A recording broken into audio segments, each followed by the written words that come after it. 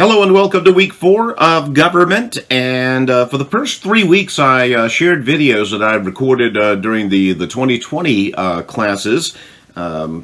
Good time saver. Plus, all the information was still very relevant. Still, Constitution hadn't changed in the last 3 years. But in looking over this week's lesson from 2020, I included a lot of timely information, so I figured it would be better, less confusing for me to go ahead and just make a whole new video here. And that's because even though we're still talking about the Constitution, and in this case how it pertains to Congress, there's always a lot of current events that we can cite as evidence of what the Constitution is saying. So, and that's, that was the case in 2020, it's the case in 2023. But as we mentioned, this will actually be the first of 2 units talking about Congress. Congress is the head of the legislative branch of government. That is the branch that makes laws. And it has, over the 200 plus years of the Republic, it's developed its own rules on how it operates. The Constitution does not say a lot about how Congress should operate. It only says what their powers are, what their powers are not, and it leaves a lot of their day-to-day operational authority in their hands. And we've seen all kinds of different methods from the U.S. Congress over the years. Every time there is a change of congressional leadership, some of the House rules change. Earlier this year, 2023, we had a new House Speaker installed after last year's elections gave Republicans a very narrow advantage in the House of Representatives.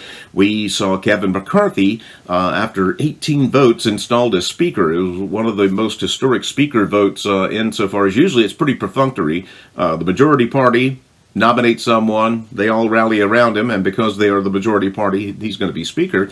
And this year, even within the Republican Party, there were factions that were, again, trying to get some changes, some procedural changes done to the way Congress operates. So, yes, the Constitution establishes Congress, outlines its authority, but says very little about how it is supposed to operate. And that changes really every couple of years. Every time there's an installation of new leadership, they vote on a speaker every 2 years because the members are up every 2 years. We'll get to that.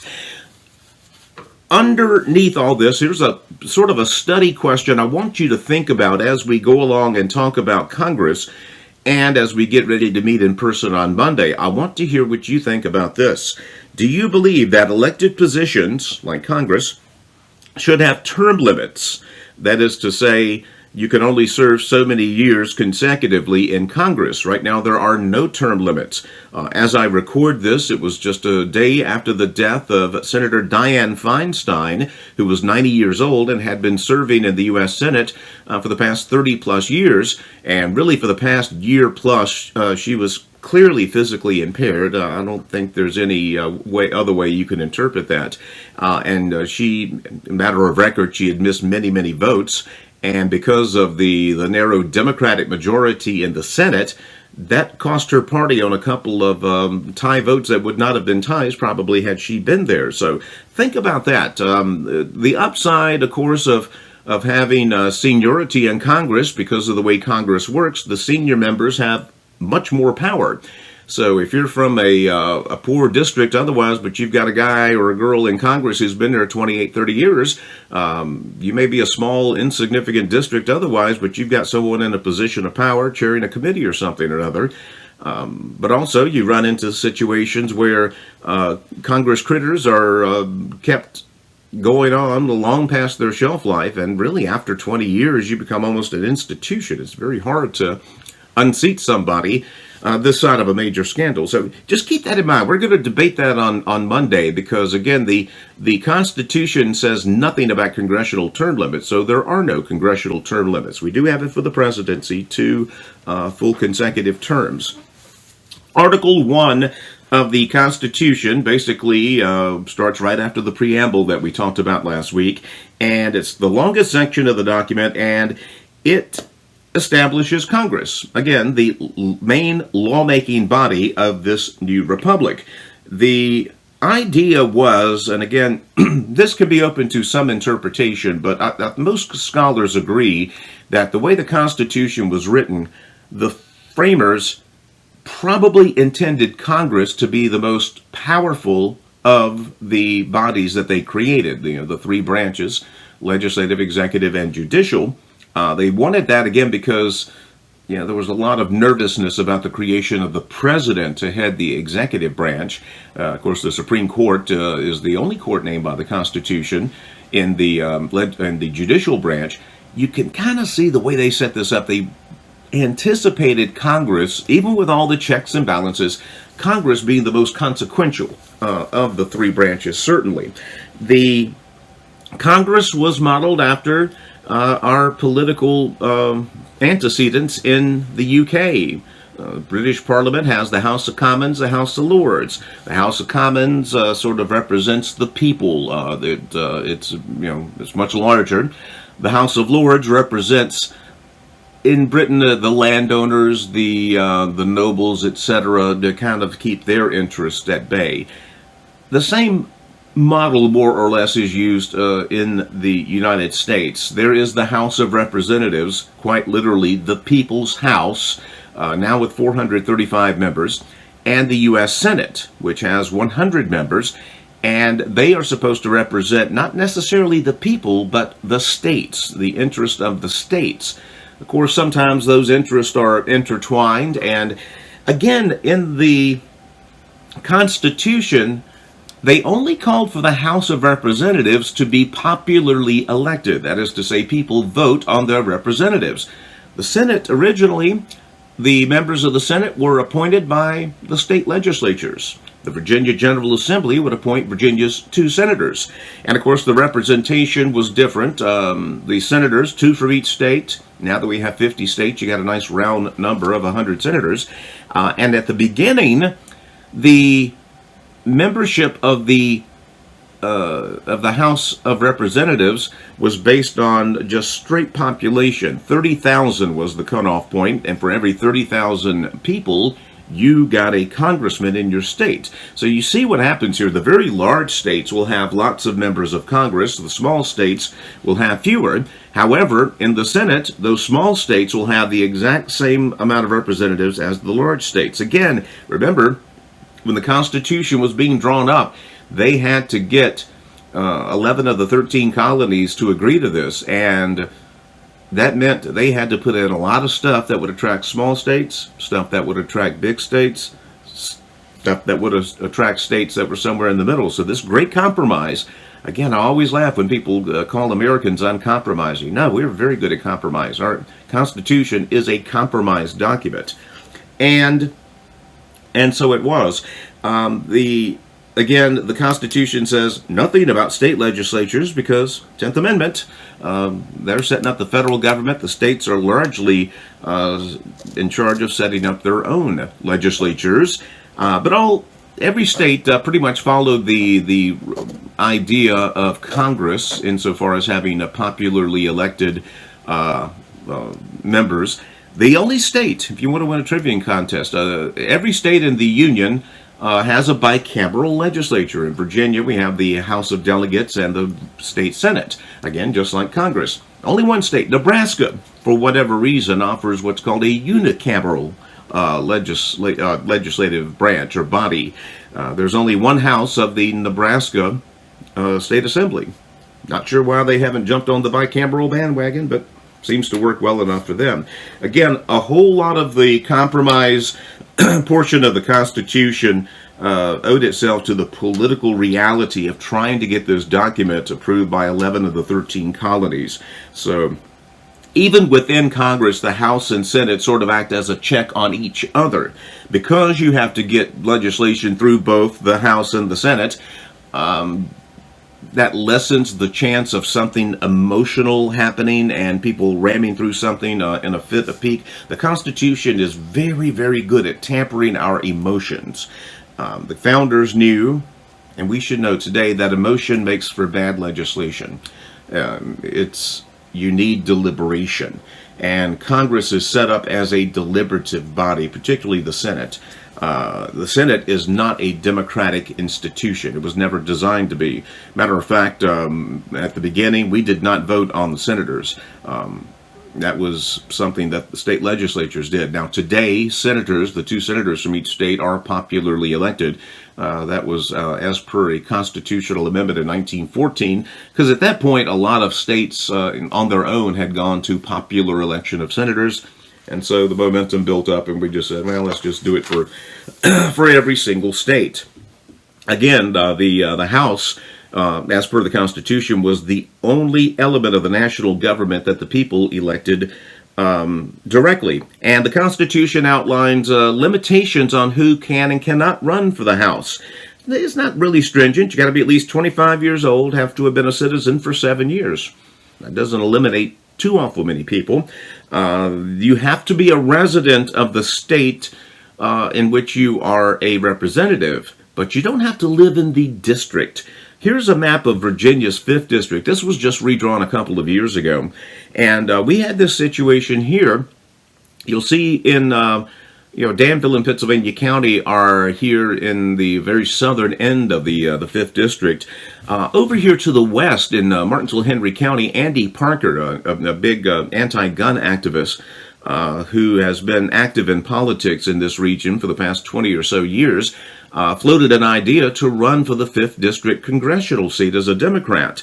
When people pointed out to him, you don't live in the 5th District, he correctly pointed out that, according to the Constitution, you do not need to live in the district you represent, only that you have to be in the same state, which he most certainly is. Now, he did eventually decided not to run because, if you think about it, that's very difficult to tell a group of people in a geographic area, you're living over here, they're living over there, hey, I'd like to represent you even though I don't live amongst you. That's a hard sell, and it didn't work, and it probably would not have worked. Again, as you can see, the 5th District is a very, very large district because outside of Charlottesville and Danville, it's very sparsely populated. Again, low population density. This district is about as big as the entire state of New Jersey. The other thing the Constitution called for in terms of representation in the House of Representatives was that it was to be redetermined. These numbers, these allocations on a state basis would be recalibrated every 10 years to coincide with something else the Constitution called for, the annual census. And those census numbers are used to apportion districts within a state. Again, in the House of Representatives, they only serve 2-year terms. So as soon as they're elected, they're almost in re-election mode, which can be a bad thing in many cases. Their elections are held every even-numbered year. When a vacancy occurs in a House seat between elections, the governor of that state calls for a special election. We mentioned Senator Feinstein. She still had, I think, 3 years left in her Senate term. The governor of California, Gavin Newsom, will get to appoint an interim U.S. senator from California while setting the date for a special election to fill the rest of Feinstein's term, and that seat will come up again, and it'll be back on the ballot. But anyway, the Constitution does have rules for what happens when someone leaves office, dies in office, or what have you. Again, the 30,000 seat threshold worked for a long time until our population got to be too big. The first Congress, very first one established, had 65 members in it. The first census, 1790, they redid the numbers, and they increased the membership of the House to 106. By the year 1912, still using this 30,000 threshold, the House of Representatives grew to 435 members. Well, that's a lot of people.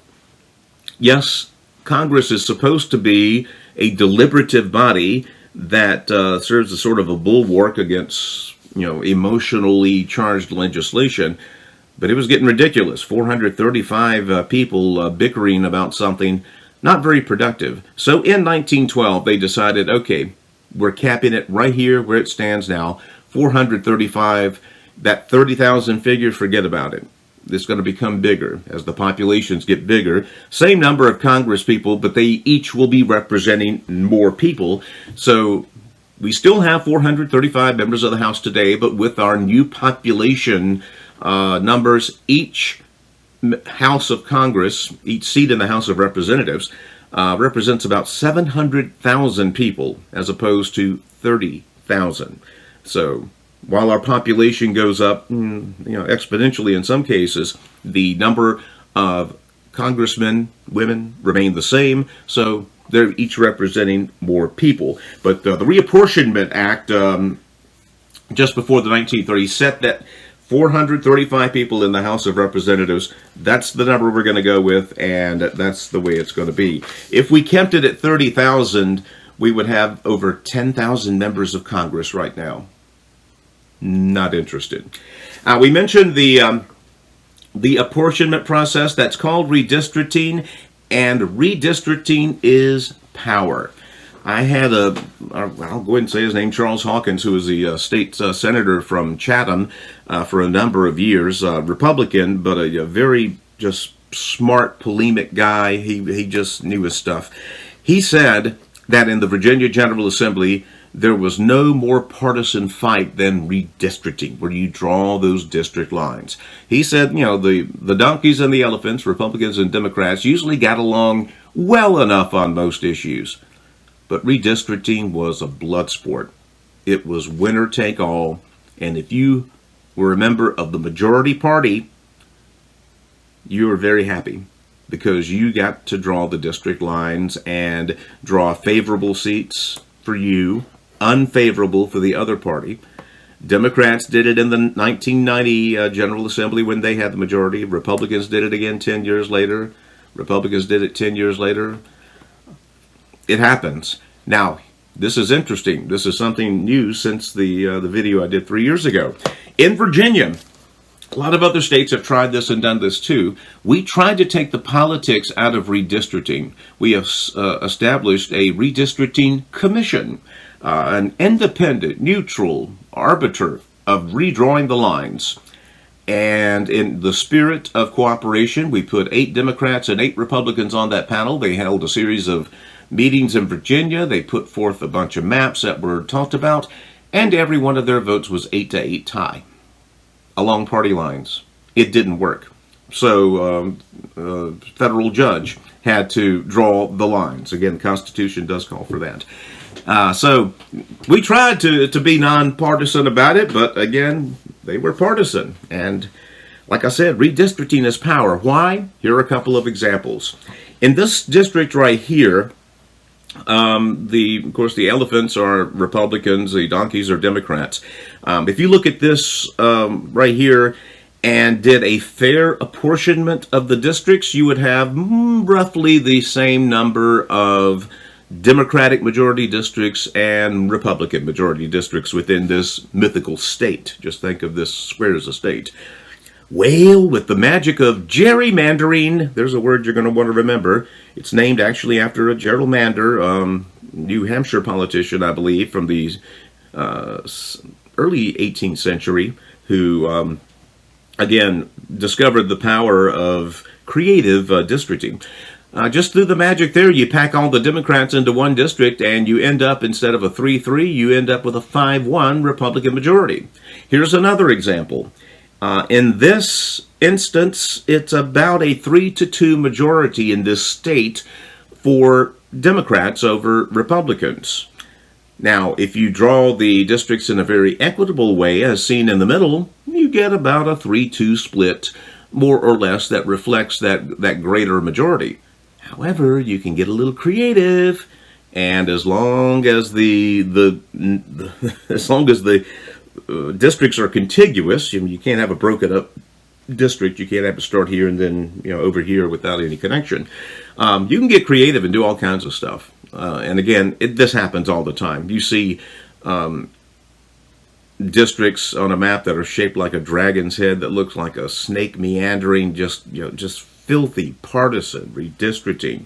And we're again, more and more states are trying to get away from this. There's even I mean, because we have computer programs now that can you just input the data and just throw it out there and come up with pretty equitable maps, so to speak. But whoever's in the party is in charge at the time of redistricting doesn't want to think about a commission. But if you're in the minority party, commission sounds pretty good because you have zero chance of drawing lines that are favorable to you.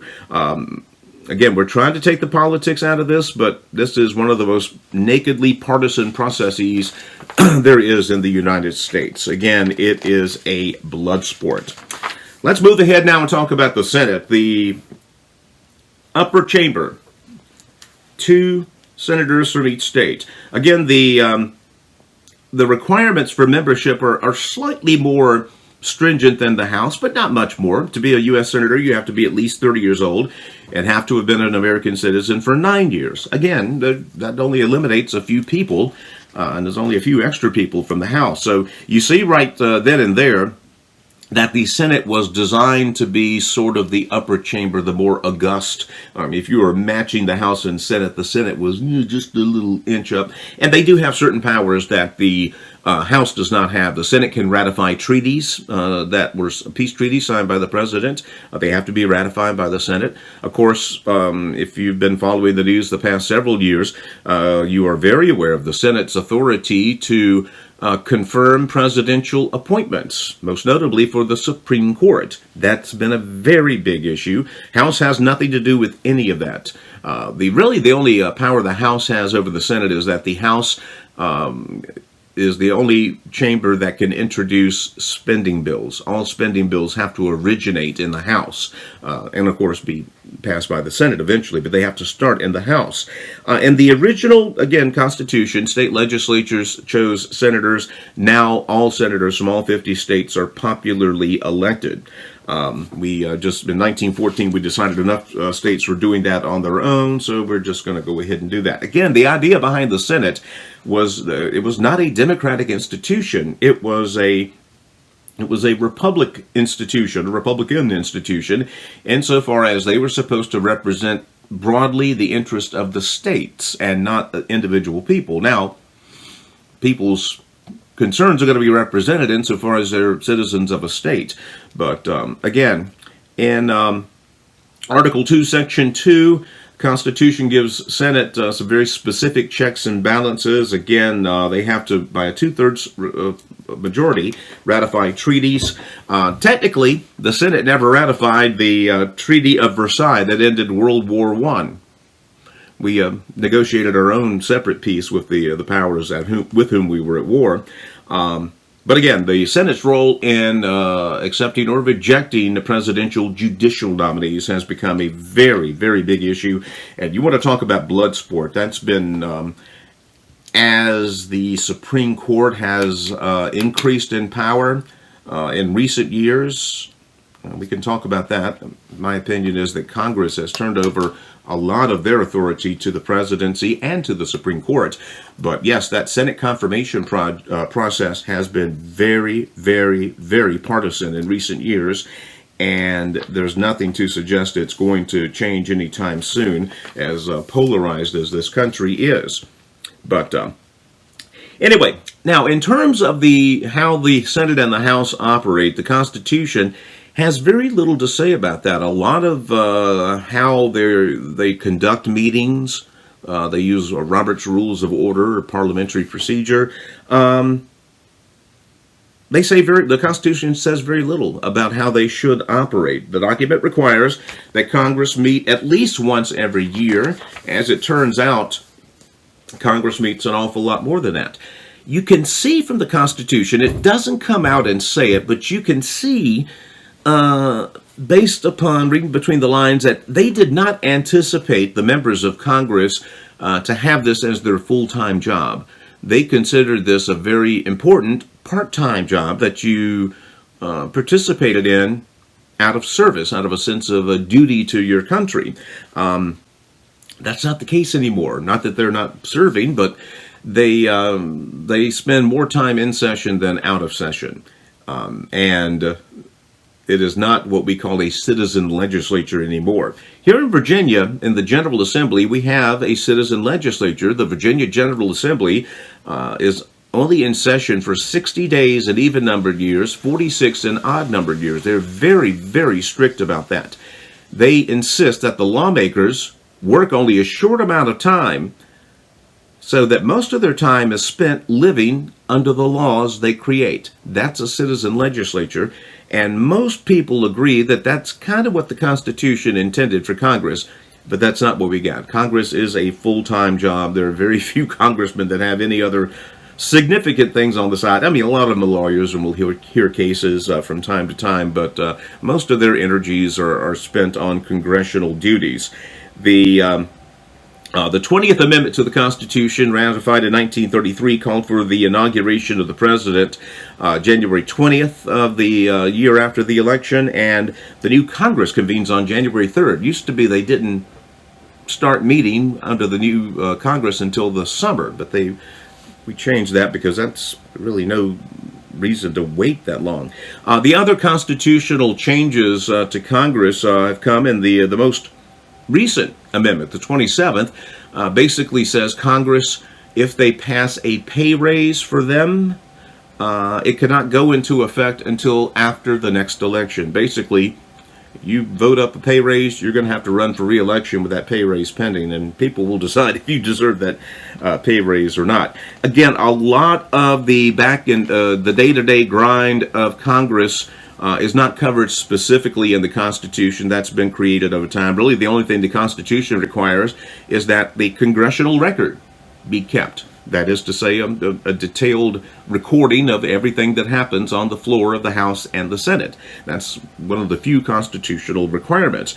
Of course, we have added all kinds of stuff. C-SPAN started for the House in 1979, the Senate in 1986, to give people live coverage of these, and that's been good and bad. Sometimes we see how the sausage is made, and it's not pretty. Quite frankly, a lot of the congressional hearings produce so much political grandstanding. It's like watching a campaign ad, and it's not productive.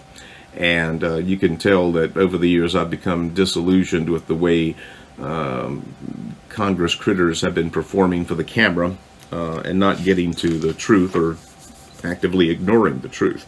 A couple of other constitutional little tidbits as it pertains to Congress. You cannot arrest a member of Congress during session. If Congress is in session, they have immunity to all but the most dangerous crimes, murder, rape, national security type stuff. We had that situation here in Virginia. In Virginia, their Constitution it calls for the General Assembly members cannot be arrested when the General Assembly is in session. Had a lawmaker from Blacksburg got pulled over for DUI. He was not arrested. He was released on his own recognizance because at the time the General Assembly was in session. You can see where this might be necessary.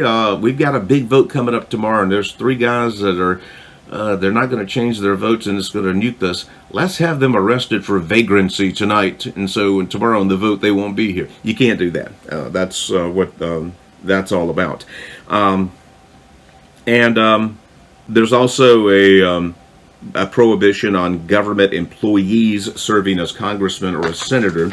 Again, seems logical in that respect. Who are they and what they do, reads the next to last lesson of this week. And, well, the average congressman's about 57 years old. The average senator is about 61. We, in the past 10 years, have elected more minority and women to positions of Congress than at any point in history. Again, Congress generally sees very little turnover. There's about a 90% reelection rate for those who seek reelection. The incumbency is very, very powerful. Again, so we get to our idea of term limits. The incumbent has an advantage over the over a challenger in many ways. Again, that name recognition is huge. Another thing is the franking privilege that members of Congress enjoy. Franking privilege basically means they can mail out as much as they want, and it doesn't cost them a dime. It costs us the money, obviously, but yeah, franking privilege is big. They're not supposed to send out campaign information, but invariably they do. In their weekly newsletters from Washington, they're only going to talk about the good stuff they did, not the bad stuff they didn't do, or they did. But yeah, it's hard to tell the difference between an update letter, a newsletter, and a campaign. So, but that's a big, big, big advantage. So it's, and again, it kind of falls down towards the question, do you think the founders intended for members of Congress to serve for decades, to make a career out of this? And we have lots and lots and lots of career politicians in Washington who have been there for 20, 30, 40 years. We've had members that served 50 years in Congress. Again, I don't think it takes a charitable reading of the Constitution to determine that they were not anticipating that. Not that the people who keep getting reelected are doing anything wrong. There's nothing to prevent that. But again, just be thinking about that, because we're going to sort of debate that in class on Monday. Term limits, good, bad, indifferent, or whatever. Most of the work, the bread and butter work in Congress, is done in the committee process. And that's where a few of the leadership positions get their power. Again, the Constitution says very little about how Congress should run their business, both the House and the Senate.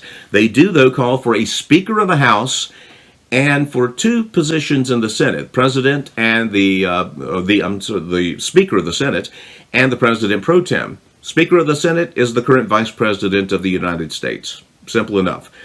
Sounds like a big deal, but it's usually not. The only time they have any authority is they get to break up ties. That's it. Now, in a 2119 Senate, if you get one rogue, 2119, that's Virginia General Assembly, not the U.S. Senate. 51-49 in favor of Democrats right now. You get one Democrat renegade, you create a 50-50 tie vote. Oh no! Well, here comes Vice President Kamala Harris to cast the tie vote. So even with the Democrats, even with that one vote advantage, they have that extra insulation power. We mentioned Senator Dianne Feinstein, who passed away. She had missed a lot of Senate votes because of her health the past couple of years. And you can't vote by proxy. You got to be on the floor. And so Kamala Harris got a little bit of a workout this year in breaking up a few tie votes in the Senate. President pro tem of the Senate is basically the most senior member of the majority party. The real power in the Senate, though, is Senate Majority Leader, which is, oddly enough, a position that was not called for in the Constitution. Right now it is Mitch McConnell of Kentucky, Chuck Schumer of New York. It was Mitch McConnell of Kentucky. And the Senate Majority Leader, as it turns out, has the power to decide what gets discussed and what does not get discussed. That's big. They also decide who's on committees and which committees and who's not. That's big. In the House, those duties fall to the Speaker of the House. Kevin McCarthy was elected to that earlier this year.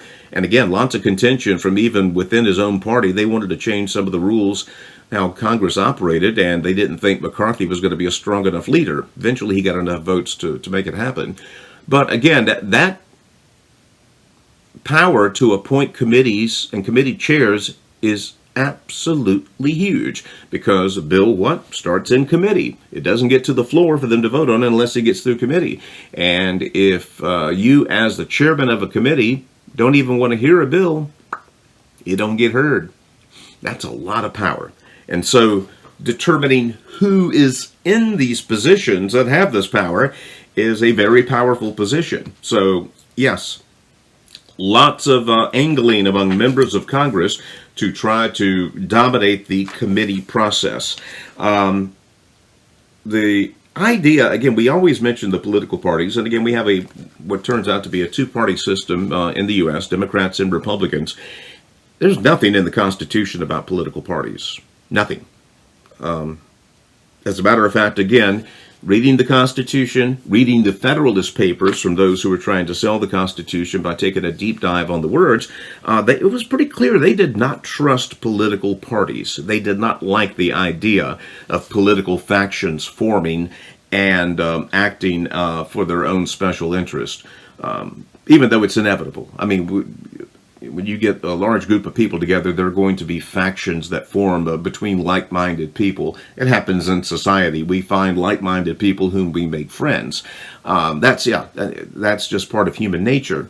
What the founders did do, though, was set up a system of government where it's unlikely that one faction is going to absolutely dominate another. And if they do, it's not going to be for perpetuity because of the checks and balances that are built in. But still, you can see, whether you're a Republican or a Democrat, how important it is to be able to appoint these committee chairs. Lots of committees in the House, lots in the Senate, a few joint committees. But to determine the membership of these committees is a very powerful thing, and that's why there's so much lobbying, jockeying for position there. At the time of the Constitution, it was being approved. There were no Republicans, Democrats. There were Federalists and Anti-Federalists. The Federalists wanted. Well, the Anti-Federalists were those who pushed a strong central government. You've probably heard of Alexander Hamilton, thanks to Lin-Manuel Miranda. He and John Adams were the leading proponents at the time for a stronger federal government. They really, really wanted the U.S. government to have lots more power over the state governments. Those who favored limiting the power of the federal government were led by Thomas Jefferson, the author of the Declaration of Independence. He saw the federal government almost as a necessary evil. He was really keen on state power. Jefferson, when he became the third president of the United States, the idea of the pro-federalists began to sort of lose power, and we became more of this representative democracy, again, which is what the Constitution really called for all along. But again, in terms of the two-party system we have right now and will have for the foreseeable future, no, there was nothing in the Constitution that created that. It just sort of happened. You go to other countries that are governed, who are ostensibly democratic, and you go to Britain, there's several political parties. Whigs and the Tories are the dominant. You go to France, there are 15 different parties. So you got all these little amalgamations that form. Sometimes they work with each other, sometimes they don't. It gets very complicated. We've had a few third parties of consequence in the United States over the years, but it has still been mostly a two-party system. And again, the way things are shaping up, it's going to be like that for some time. It's very difficult for someone who is not part of the party apparatus to get enough power to be consequential. You have differences. I mean, Bernie Sanders is technically an independent, even though he's very much on the left political spectrum, caucuses with Democrats, that is to say, meets with them. He is a Democrat. He ran for president as Democrat, but ostensibly he is independent. Again, I'm not going to ask you to memorize all the committees or whatever. That would be good if you're having trouble going to sleep. But suffice to say, the committee system and being able to control who's on it and who ain't is a big, big power. Next week, we're going to start doing a schoolhouse rock. Remember the I'm just a bill, We're going to tell you how a bill becomes law. We're going to look at how the sausage is made in Congress, and sometimes it ain't pretty. We'll meet Monday. Think about that term limits question, and we'll have a fun little mini debate, hopefully. See you then.